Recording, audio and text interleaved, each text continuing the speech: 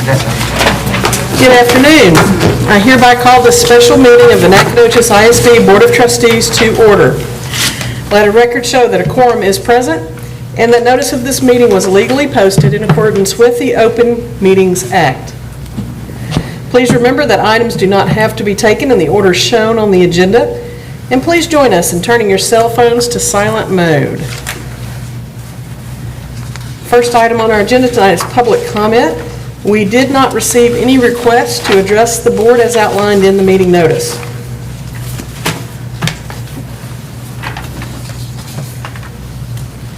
We will now proceed with the public hearing on the redistricting plan. The maps and charts were posted on the NISD website last week, and printed copies were made available for pickup at the District Support Center. Is there anyone in attendance today that has suggestions or comments on the proposed redistricting plan or would like to present an alternative plan as outlined in the guidelines for submission of redistricting proposals?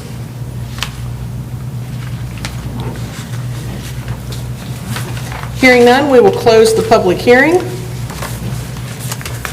And now we will proceed with items from the discussion action portion of the agenda. Item A is presentation by legal counsel of draft illustrative plan of redistricting the trustee districts based on the recently issued 2020 census data.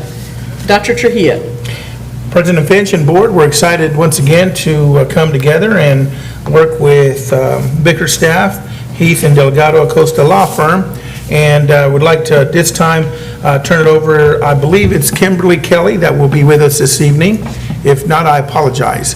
But if this time, we'll just turn it over to Bickerstaff, and we've got a couple of things. You can see it on your device in front of you, probably a lot better than you could on the screen that's up there, and we've got the printouts that are here. So with that, President Finch? Yes, thank you for making these close-ups available. Yes, appreciate ma'am. that.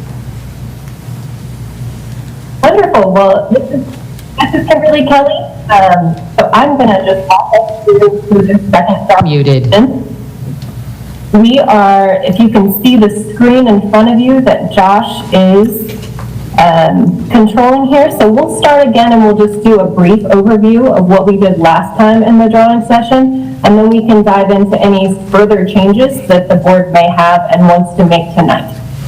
So we'll look first. This is our initial assessment. If you'll recall, the district was out of balance by about 25%. Basically what we needed to do and what we accomplished last time is that District 1 needed some population. It was underpopulated. And District 4 had a little too much population at about 11%. Then the other considerations here were District 2 was also just a little bit too big, and District 3 was a little bit too small. So Josh, if you want to pull up the Plan A that we worked on last time with the board, we'll go through the changes that we made. So Josh, if you'll zoom in on the changes between Districts 1 and 2, we'll start there.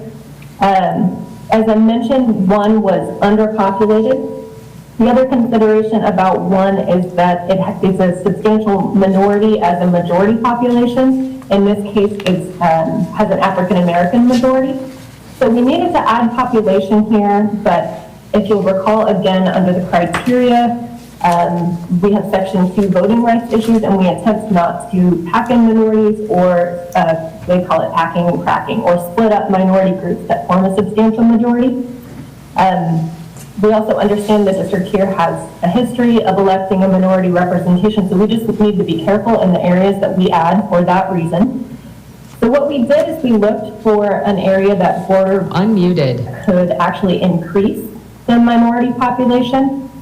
We can pull up, Josh, do you have the African American demographic map that you could pull up onto the screen? Sure, just one moment. Thanks.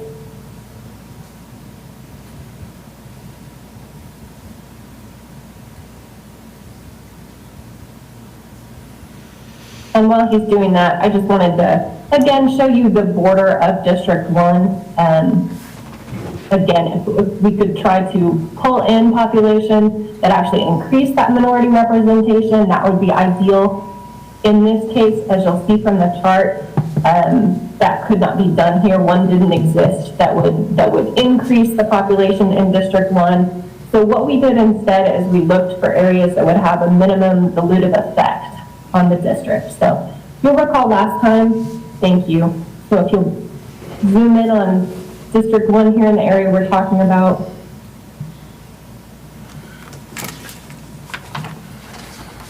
So you'll see for District 1, there's just not an area that we could pull in that would increase the population. So again, we're looking for something that would not dilute the population too much. You'll recall we looked at a couple of different areas last time, and what we landed on, if we want to pull up the Plan A again, what we landed on was an area that would add enough population into District 1, the borders of which, this was the existing boundary of District 1 is along 1275 and then Main Street, I believe over to 7th Street there.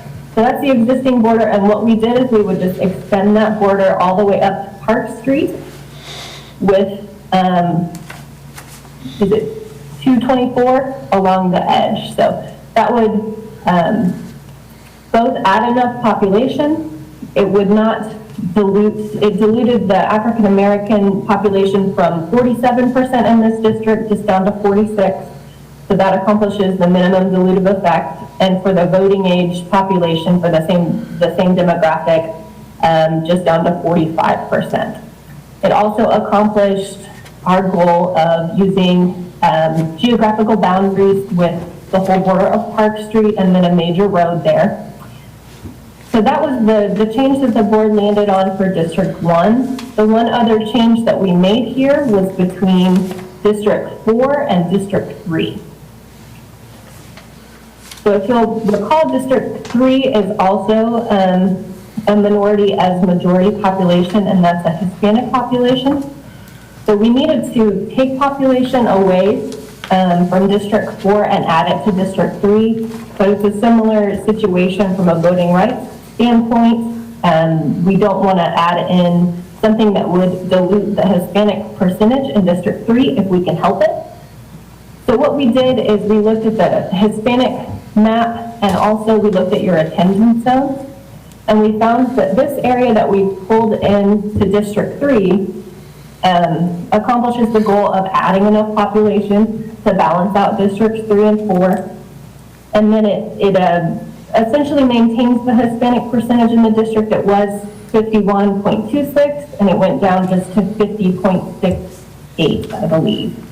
It also kept that area in an attendance zone, so that was for Nettie Marshall Dual Language Academy and for Brooks Quinn Jones Elementary School.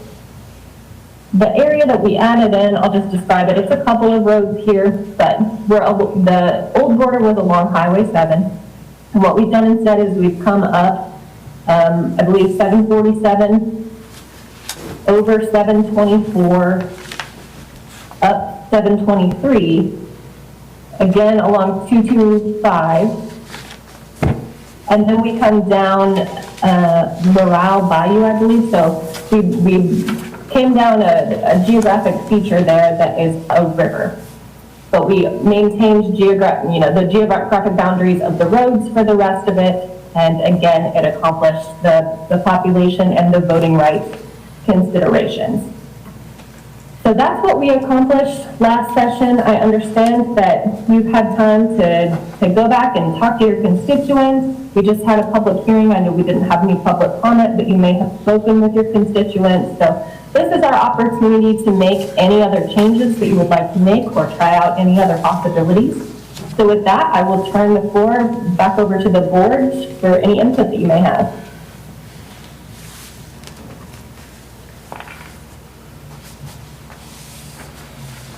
I just wanted, in District 3, I represent District 3, and you said that the Hispanic population would diminish by 1%. Did I hear that correct, or was I? Yeah, we can pull that up. So if you'll see, Josh has the box highlighted right now for District 3. So that's 50.68% under this new plan. And Josh, if you'll pull up that initial assessment. So you'll see it was 51.26 and it's gone down just to 50.68. Okay, thank you. We can pull up the Hispanic demographic chart as well, and you'll see along the border of 3 and 4, yeah, if you can see where Josh's cursor is moving, that's the area that we pulled in. We looked for an area that was on the border and again, had the minimum dilutive effect was the goal.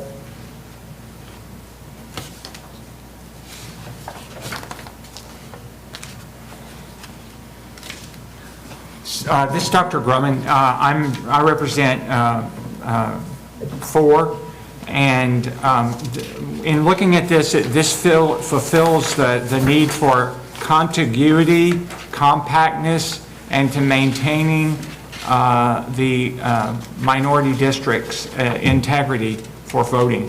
And I think that this plan looks very positive in meeting those things, and I know y'all are very professional.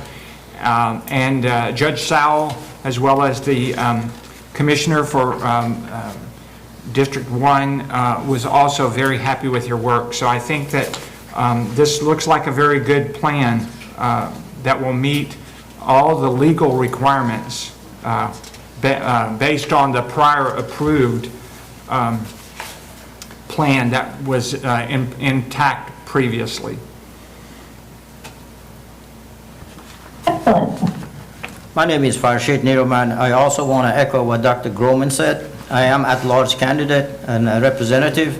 However, my most concern was that the minorities maintain their numbers.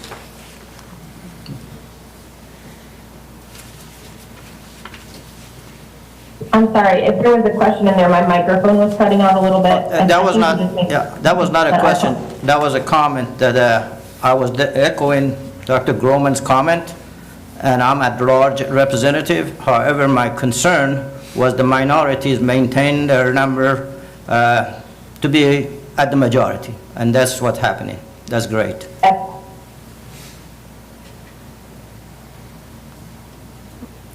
Any other comments or questions? All right, hearing none, is it Dr. Trio or Kimberly? I'm not sure who to address this to kind of walk us through next steps. I will. I'm happy to do that. I will have. The next steps from our standpoint will be, we will prepare final maps and charts and prepare you for adoption here. I believe that we have a meeting set for January the 14th. We need to accomplish this by January the 19th because that is the start of the candidate filing deadline for your May election. So we are on track to accomplish that by the 14th. So what we'll do on our end is we will prepare these maps and we will send over proposed final adoption orders and get you prepared to adopt in January. And if you have any questions for us in the meantime or want any further information, we have a lot of essentially layers to this map, and we can produce maps and charts that provide, more or less detail to your liking. So if you'll just let us know what you would like, we're happy to do that.